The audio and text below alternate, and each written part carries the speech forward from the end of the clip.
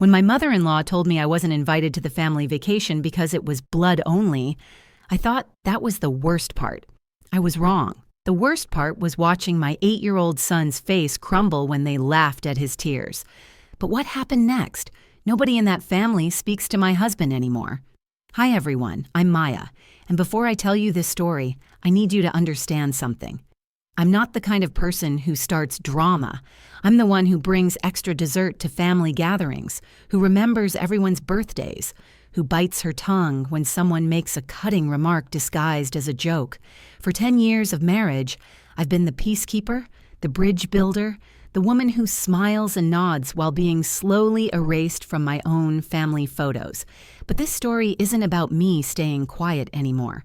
This is about the moment my 8-year-old son taught an entire family what love actually looks like, and how one innocent video message destroyed relationships that had been built on lies for decades. Let me introduce you to the players in this family drama, because trust me, you'll need a scorecard to keep track of who turns out to be the real villain here. There's my husband, Jake, 34 years old, a construction manager who builds beautiful homes for other families while somehow never quite managing to build a backbone when it comes to his own. Don't get me wrong, I love this man with everything I have, but for 10 years he's been doing this delicate dance between keeping me happy and keeping his mother from exploding. Spoiler alert, it doesn't work. Then we have my son, Ethan, 8 years old with those big brown eyes that see everything and a heart that feels everything, even deeper. He's the kind of kid who cries when he steps on ants, who saves his allowance to buy flowers for my birthday, who still believes that love conquers all because nobody's taught him otherwise yet. He's also the hero of this story, though he doesn't know it. Now let me tell you about Jake's family, the Hendersons, who act like their last name came over on the Mayflower when really Jake's great-grandfather was just a guy who owned a hardware store in Ohio. Patricia Henderson, 58 years old, is Jake's mother and the undisputed queen of this family kingdom. She's a retired elementary school teacher, which explains why she's so good at making adults feel like misbehaving children with just one look. Patricia has perfected the art of the passive-aggressive comment, the backhanded compliment, and the sweet smile that never quite reaches her eyes when she's looking at me. Her husband, Dean, 62, is one of those men who learned early in marriage that life is easier when you just nod and agree with whatever Patricia says. He's not mean, exactly, just spineless. He's the kind of father-in-law who pats your shoulder awkwardly at family events and changes the subject whenever things get uncomfortable. Then there's Chloe, Jake's 29-year-old sister, who has somehow managed to remain single and therefore remains the eternal baby of the family in Patricia's eyes. Chloe can do no wrong, and believe me, she knows it.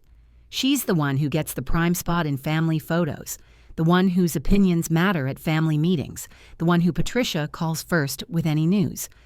Finally, there's Marcus, Jake's 31-year-old brother, married to Vanessa, 28. They have twin daughters, and here's the thing about Marcus and Vanessa that makes this whole story even more painful. They've been watching Patricia treat me like an outsider for years, and they've never said a word, not once. They'll give me sympathetic looks across the dinner table when Patricia makes one of her comments, but when it comes to actually speaking up, silence. These are the people who raised my husband, who call themselves my family, who have spent a decade making me feel like I'm borrowing space in their lives instead of building one alongside them.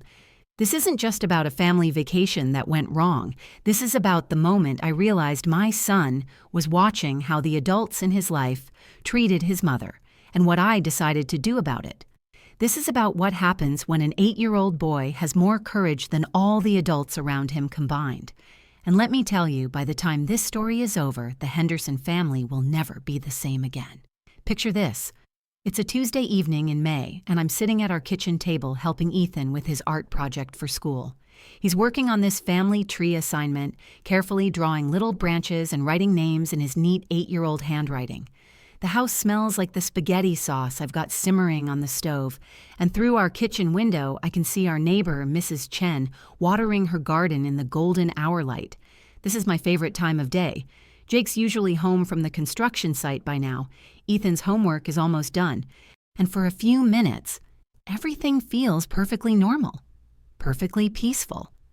That's when Jake walks through the front door, and I can immediately tell something's different.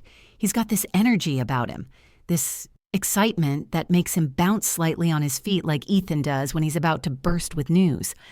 "You'll never guess what Mom just called about," he says, dropping his work bag by the door and practically jogging over to where we're sitting.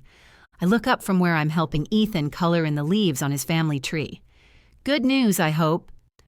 Jake pulls out his phone and starts scrolling through photos. "Look at this place," he says, turning the screen toward me. 6 bedrooms, 3 bathrooms, private dock, kayaks included. It's this massive lake house in northern Michigan that Mom found for rent. The photos are gorgeous, I'll admit. One of those sprawling vacation homes with huge windows overlooking a crystal-clear lake, wraparound porches, and Adirondack chairs positioned perfectly for watching sunsets. The kind of place I'd only ever seen in magazines. "It's beautiful," I say, genuinely impressed. "Are your parents thinking about renting it for their anniversary or something?" "Better," Jake grins. "Family vacation. All of us. First time in 5 years we'll all be together for more than just a holiday dinner." Ethan looks up from his art project, his eyes wide. "Really? We're going to a lake house? Can I go swimming? Will there be fish?" Jake ruffles his hair. "Absolutely, buddy. Mom's been planning this for months, apparently. She wants to get the whole family together before Marcus and Vanessa's twins get too busy with school activities, before Chloe gets too caught up in her new job." I should have noticed the way he said the whole family instead of our family. But honestly, I was too caught up in the excitement.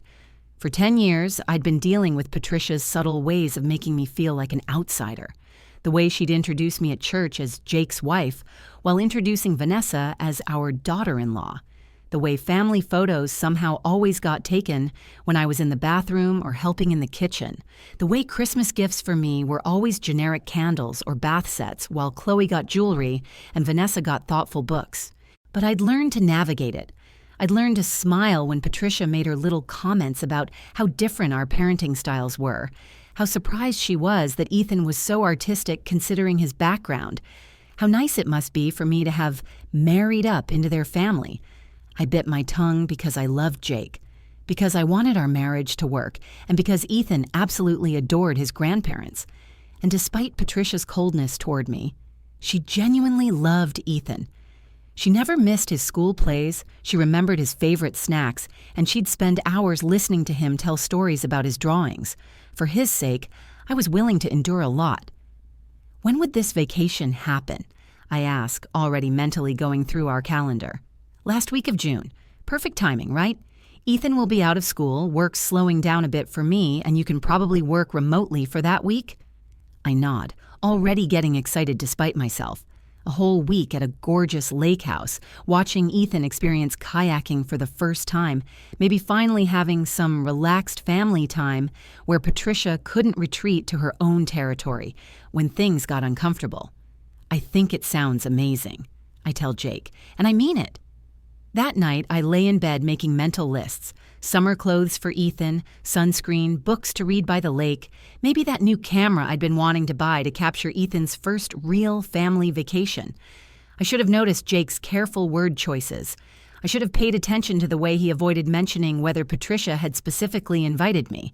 But I was too busy being hopeful, too focused on giving Ethan the kind of family memories I'd always wanted him to have. Sometimes ignorance really is bliss, at least until reality comes crashing down. 3 days before we're supposed to leave for Michigan, I'm folding Ethan's summer clothes into his little suitcase when my phone rings. Patricia's name flashes on the screen, and I answer with genuine cheerfulness. "Hi, Patricia." Perfect timing. I was just packing Ethan's things. Should I bring that inflatable raft he loves, or do you think the lake house will have enough water toys? There's a pause. Not a normal pause, but one of those heavy silences that makes your stomach start to twist before your brain even catches up. "Maya, honey." Patricia's voice has that particular tone I've learned to dread over the years, sweet on the surface, but with something sharp underneath. "I need to talk to you about the lake house situation." I stop folding Ethan's favorite swim trunks, the ones with little sharks on them. "Of course. What's going on?" Well, Dean and I have been talking, and we've made a decision about this vacation. We think it would be best if this trip was just for blood family. The words hit me like ice water. I actually have to sit down on Ethan's bed. I'm sorry, what did you just say? Blood family only, dear. You know how Jake's been so stressed with work lately? We thought it would be good for him to reconnect with his roots, get back to basics with the people who've known him his whole life. My hands are shaking now. Patricia, I am family. I've been married to your son for 10 years. Well, yes, legally speaking, but you're not really Henderson blood, are you? She says this like she's explaining something obvious to a slow child. This is about heritage, Maya, about the Henderson family legacy. Surely you can respect that. I can't breathe properly. 10 years of biting my tongue, of pretending her little comments don't hurt, of being the bigger person, and this is what it was building to. Complete exclusion. What about Ethan? My voice sounds strangled even to my own ears. He's your grandson. Oh, Ethan's absolutely coming. Her voice brightens artificially. He's a Henderson through and through. We wouldn't dream of leaving our grandson behind. He'll have such a wonderful time with his real family. The cruelty of it takes my breath away. They want my child, but not me. They want to take my 8-year-old son on a family vacation while explicitly telling his mother she doesn't belong. Patricia, you can't be serious. You're asking me to send my child away for a week while telling him his mother isn't good enough to come? Don't be so dramatic, Maya. It's just 1 week. Think of it as a chance for you to relax, have some alone time. Maybe take up a hobby or something. That's when I hear Ethan's footsteps in the hallway. He appears in his bedroom doorway, sees the phone in my hand and my face, and immediately knows something's wrong. Mom? What's happening? Why do you look sad? I try to cover the phone, but Patricia's voice carries. Is that Ethan? Put him on. Grandma wants to tell him about all the fun things we're going to do at the lake. Ethan's face lights up, and before I can stop him, he's reaching for the phone. Hi, Grandma. Mom's helping me pack. I can't wait to go swimming with you. Oh, sweetheart, we're going to have such a special time together. Just you and Grandpa and Uncle Marcus and Aunt Vanessa and the twins and Aunt Chloe. It's going to be a real Henderson family adventure.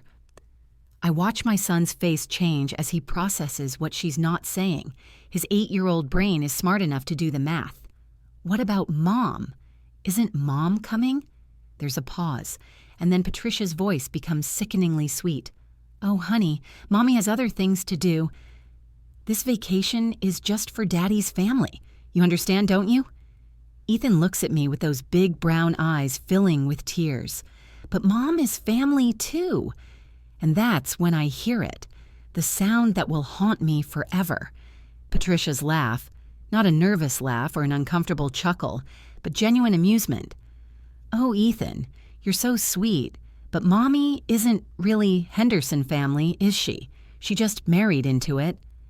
Then I hear other voices in the background, Dean's uncomfortable chuckle, Chloe's voice piping up, seriously, it's not that big a deal. She can find something else to do for a week.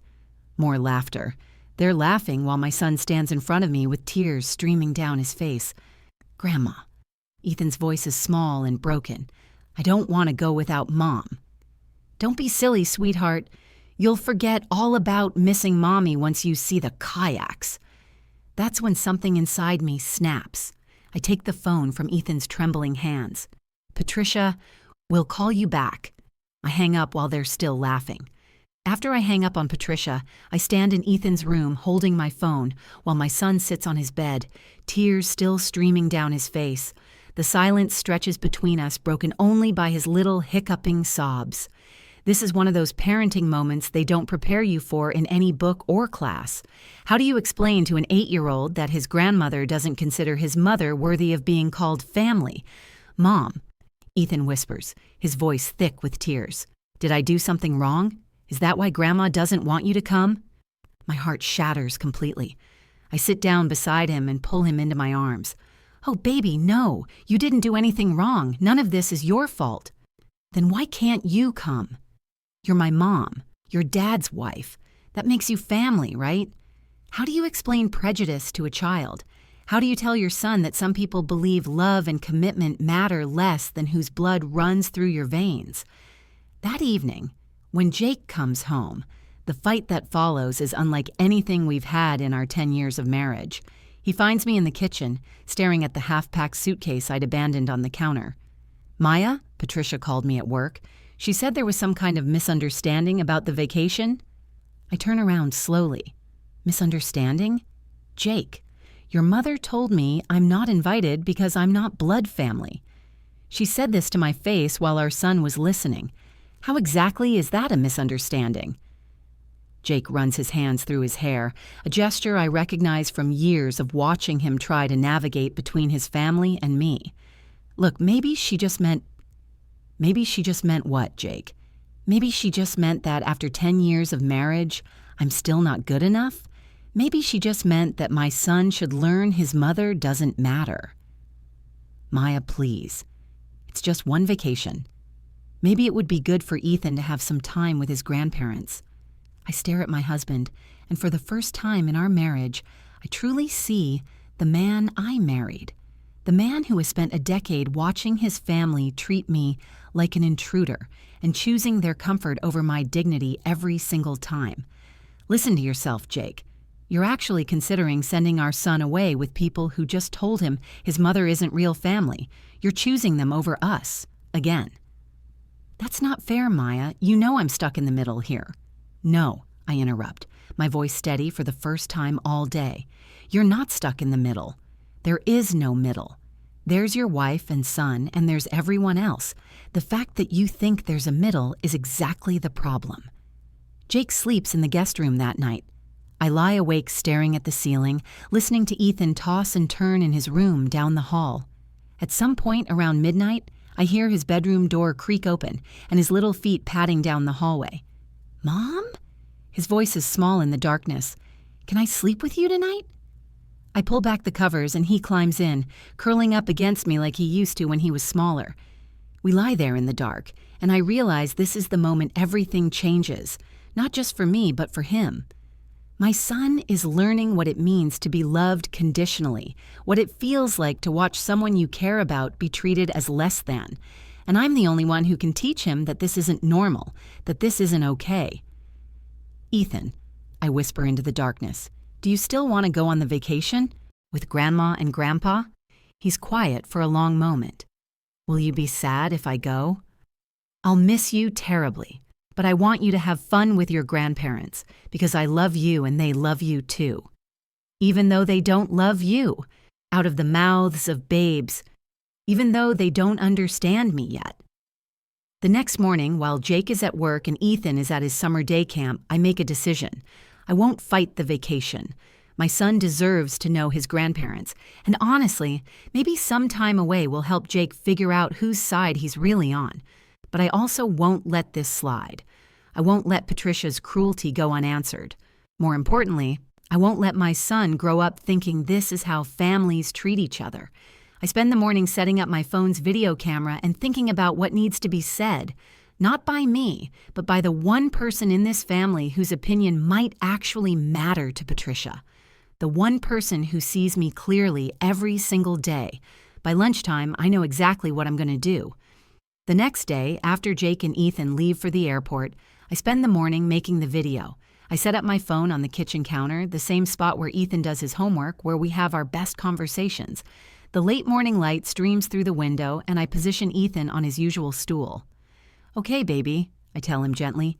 "Remember, just talk to the camera like you're talking to Grandma and Grandpa. Tell them whatever you want them to know." Ethan nods seriously, his little face so earnest it breaks my heart. He's wearing his favorite t-shirt, the one with a paintbrush on it that says Future Artist. His hair is still a little messy from breakfast, and he has that focused expression he gets when he's working on something important.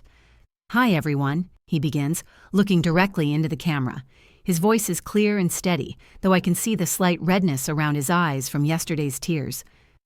"I made this video because I want you to know something about my mom."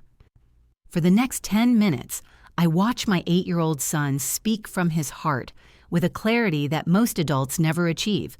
He tells them about how I work my regular job during the day and then freelance at night so he can take art classes, how I learned to play chess by watching YouTube videos because he wanted someone to practice with, how I do different voices for every character when I read to him at bedtime, even when I'm tired from work. She saves money in a jar on her dresser, Ethan says, his voice getting stronger. Every time she gets change from the store or finds $1 in her pocket, she puts it in there. Last month, she had enough to buy me the art set I really wanted, the expensive one with the oil pastels. She said she'd been saving for 4 months. My throat tightens as I listen to him. I hadn't realized he'd been watching so carefully, noticing the small sacrifices I made without thinking about them. When I'm scared at night, she sits on my bed until I fall asleep. When I have bad dreams, she makes hot chocolate and we talk about happy things until I feel better. She knows all my favorite foods and she learned how to make them from scratch because she says food tastes better when it's made with love. He pauses, looking directly into the camera with those big brown eyes that see everything. My mom says you don't want her to come on vacation because she's not blood family, but she is family. She's my family. And if my mom isn't good enough for you, then maybe I don't want to go either. But she says I should go because she loves me and wants me to be happy. That's what moms do. They want their kids to be happy even when it makes them sad. His voice wavers slightly on the last part, and I have to bite my lip to keep from crying. I hope you watch this and remember that my mom is the best person I know. She makes me feel safe and loved every single day, and I think if you really knew her, you'd love her too. After I stop recording, Ethan looks at me with worried eyes. Do you think it will help, Mom? I pull him into a hug. I think you just did something very brave and very important. I spend the afternoon carefully editing the video, making sure Ethan's words come through clearly. Then I transfer it to a USB drive and package it in a small white box with a simple note, "From Ethan, with love. Please watch this together as a family." I ship it overnight to the lake house, time to arrive on their second day of vacation. 3 days later, my phone rings at 2:47 p.m. on a Thursday. Jake's name flashes on the screen, but when I answer, his voice sounds completely different, strained, shaken. "Maya, we need to talk when I get home." My heart pounds. "Is Ethan okay?" "He's fine. He's been asking for you every day, but that's not why I'm calling." There's a long pause. "Did you send something to the house?" I grip the phone tighter. "What do you mean?" "A package came yesterday, from Ethan, with a video." The silence stretches between us across the hundreds of miles. "Jake, what was in the video?" His voice breaks completely. "Everything, Maya. Everything about you. About what kind of mother you are. About what kind of person you are. My 8-year-old son just taught my entire family something I should have taught them years ago." "What happened after you watched it?" "Maya," Jake's voice is barely a whisper. "Nobody's speaking to me, at all." Jake tells me everything during that phone call, his voice hollow with shame. After they watched Ethan's video, the entire family sat in stunned silence for what felt like hours. Patricia, who always has something to say about everything, couldn't speak. She just stared at the laptop screen where my son's face had been, her hand covering her mouth. Vanessa was the first to break. She started crying, not the pretty tears you see in movies, but ugly, gut-wrenching sobs. "How could we do this?"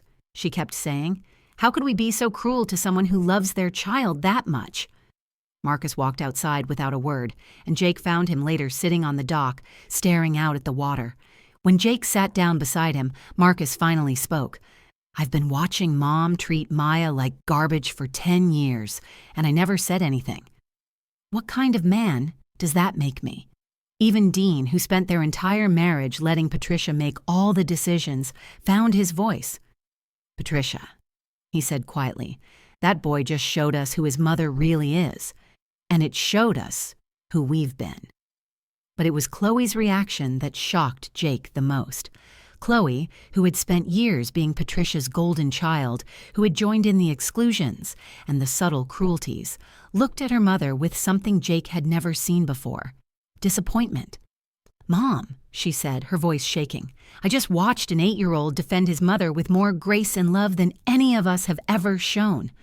What does that say about us?" Patricia watched that video 3 times that night. 3 times. Jake could hear her in her room, playing it over and over, and each time she finished, she would cry a little harder. The vacation effectively ended the next day. Marcus and Vanessa packed up the twins and left, saying they needed time to think about what kind of people they'd become. Chloe drove back to Chicago early, but not before she did something that stunned everyone. She called me. Maya. Her voice was so different from any conversation we'd ever had.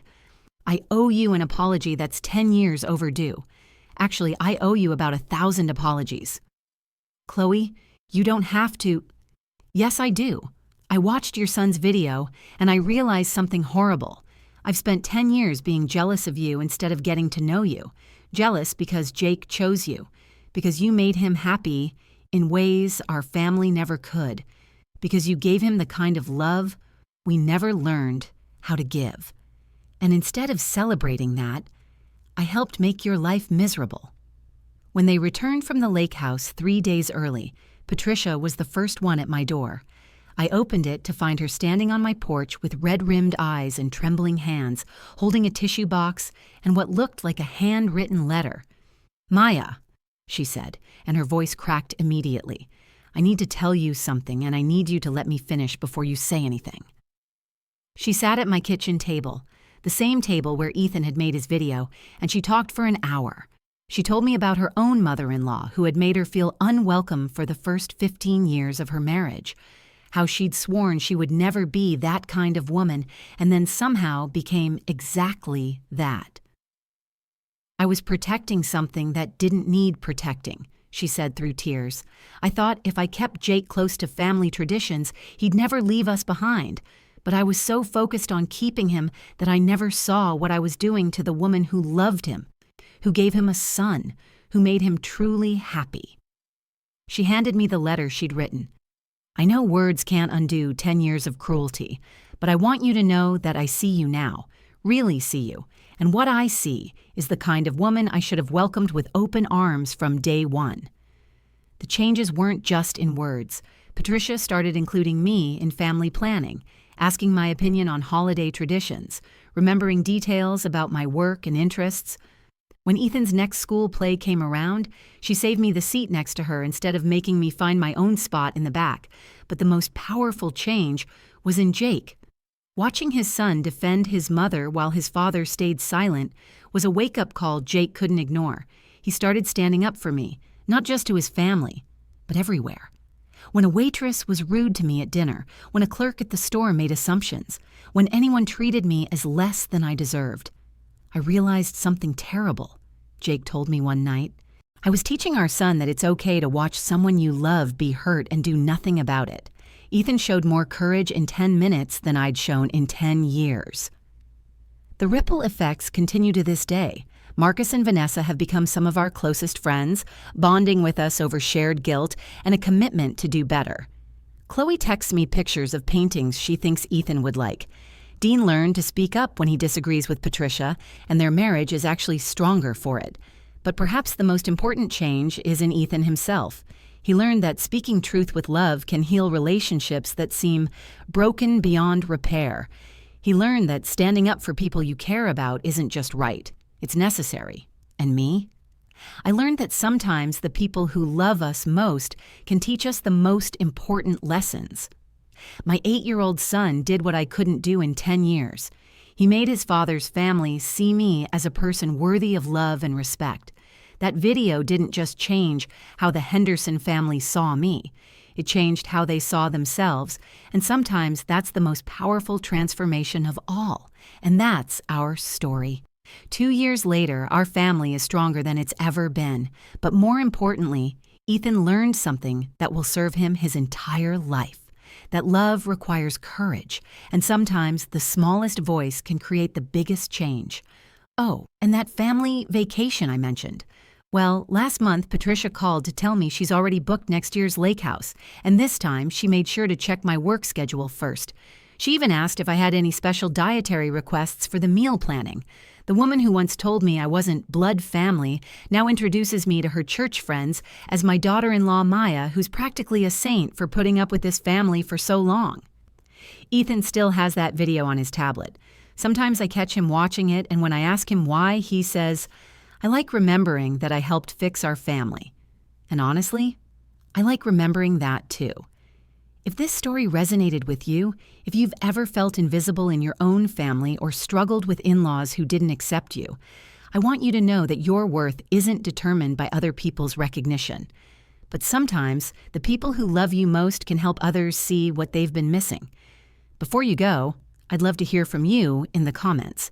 Have you ever had a moment where someone unexpected stood up for you? Or maybe you've been the one to speak truth when everyone else stayed silent. Share your story below, because sometimes we all need to remember that we're not alone in these struggles. If this story made you feel something, if it reminded you that families can heal and people can change, please hit that like button. It really helps more people find these stories. And if you want to hear more real-life stories about family drama, redemption, and the power of speaking truth with love, make sure to subscribe and ring that notification bell.